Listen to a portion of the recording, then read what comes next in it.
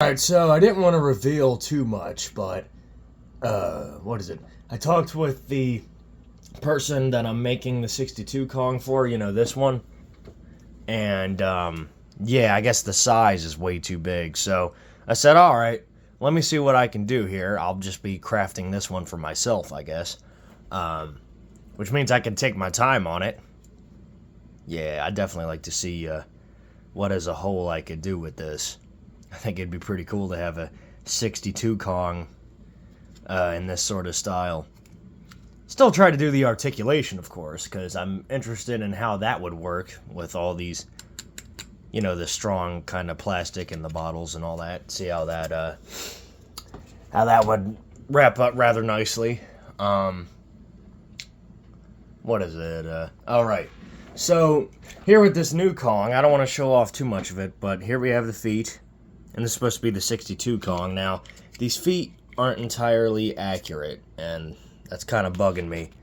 But I wanted to ask the person, Ethan, if this foot shape is okay, or if I should shrink in the toe to make it more accurate. In fact, I'll probably just do that. Just remove the current toe, and then shrink it in to make it more accurate. But I figured I'd ask, because this is more realistic. Like, this is a more realistic ape foot, instead of the 62 Kong's foot. Like, it's trading accuracy for realism, although I know you want accuracy with the 62 Kong, so I just figured I'd ask, if you would prefer this or, like, the more traditional look. Either way, you'll have to let me know. And then for the hands were kind of a dilemma, because I was like, alright, I have to craft a few different sets of hands. How do I go about that exactly? And I thought to myself, and I said, alright, I have a bunch of these Kong feet, because I used a lot of Kongs and different creatures and parts, and, you don't always need the feet, so you chop them off, and, you put them in the old foot pile here. Quentin Tarantino's favorite pile. And essentially, I figured out, because ape feet are more or less like hands, I took a foot, and I cut a sliver down. I was gonna say 2 slivers, but technically cut 4.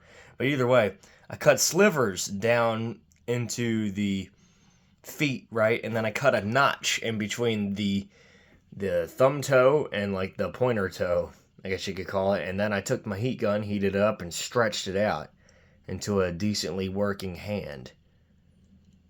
And this is pretty durable too. Overall, I'd say it's a very nice hand. You got sort of like a different hand here. Again, it's okay if these aren't totally perfect with one another. I'm going to be sculpting over them anyway. This is more just like a frame for me to use. Got that one.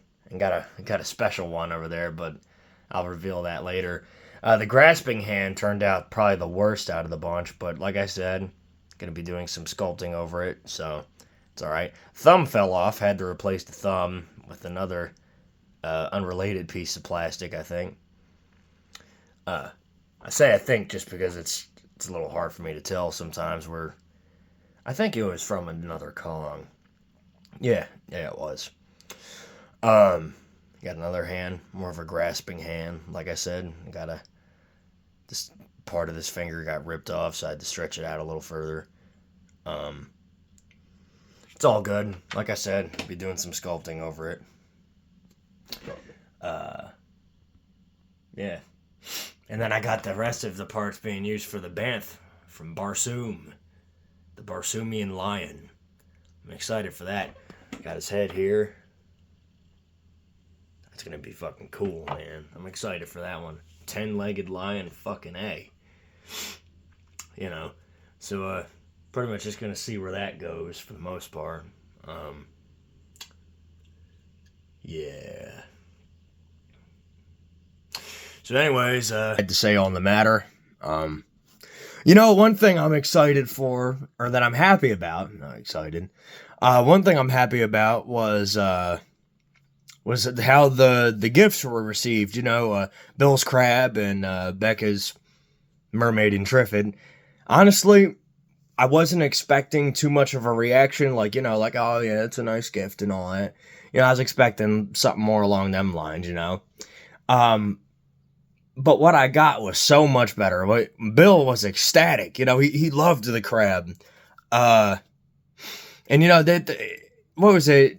He was, in, like, sort of a respectful way, you know? Like he thought it was cool. Like, he wasn't going crazy ape shit over it or nothing, which, you know, I don't expect anybody to do that. But, yeah, like, he just kept showing it to people and was showing it off, you know? And I said, damn, that's fucking awesome, you know? Like, it reminded me why I do this. You know, like in terms of why I make people gifts, you know, for that kind of reaction instead of like, I've had gifts where I found them on the next day, they're in the fucking floor all broken up and stuff, you know, which those were all shitty people anyway. And honestly, fuck them.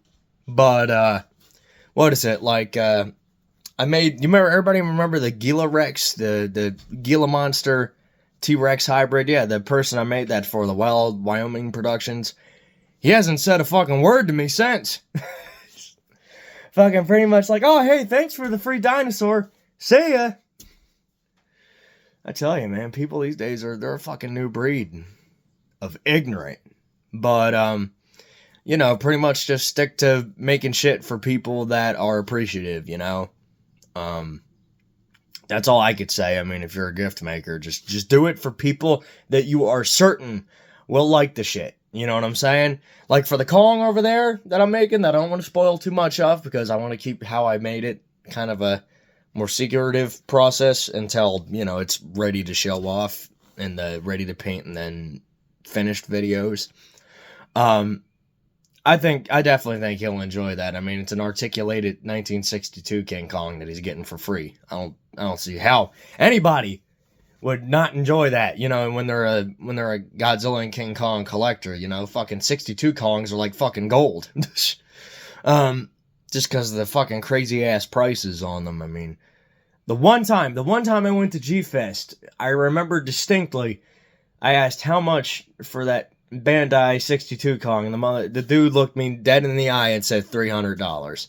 It was covered in dirt, had paint scratches, and it looked like something you get from fucking Walmart for like $25 at most. And I said, that's a ripoff, and he looks me in the eye and said, no, it's not. I don't know, it's people trip me the fuck out. Like, how is that not a ripoff? You know? Like, $300 fucking dollars for a piece of plastic. I told him, I said, I can make something like this. You know, what is it, for 30 times cheaper. It's fucking crazy. If that, really, probably even more than that. But I mean, yeah, it don't make no goddamn sense to me, you know? But, I mean, what the hell? I figure I'll make this one for Ethan there, and then I'll make the one out of the plastic and the milk jugs and the caulk for myself. You know, why not? So I mean, yeah, proving that motherfucker wrong. I tell you what, I'm proving his ass wrong. You could take it and you could shove it up your ass. That'd be funny. Yeah, you could take that dusty piece of shit he was trying to sell to me and shove it right up to the urethra! But, yeah.